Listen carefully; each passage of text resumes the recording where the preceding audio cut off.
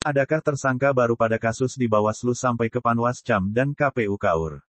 Setelah penetapan tersangka tindak pidana korupsi dana hibah Pilkada Kaur tahun 2020, sebesar 25 miliar, Kejaksaan Kaur melalui bidang Pitsus Kejari Kaur telah menetapkan 2 orang dengan kerugian negara sementara 5,400 juta rupiah.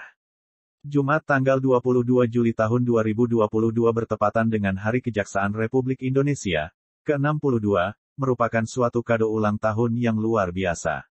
2 orang tersangka tersebut merupakan pejabat di KPU Kaur yang aktif atau masih menduduki jabatan tersebut. Mereka adalah Sekretaris KPU Kaur inisial SU atau CN sebagai pengguna anggaran atau sering disebut PA. Sedangkan tersangka kedua Kasubag di KPU sebagai PPK.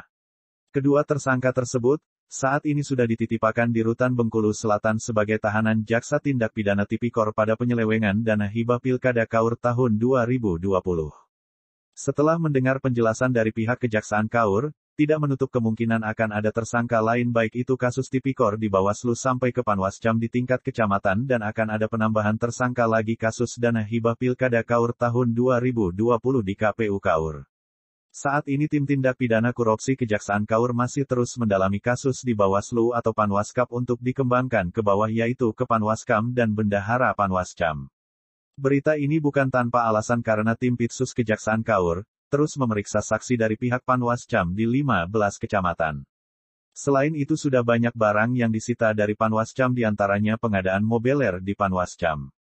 Akankah akan ada tersangka baru pada kasus Bawaslu atau Panwaskap waktu itu? Apakah akan ada tersangka pada anggota Bawaslu atau Panwascam dan Bendahara Panwascam?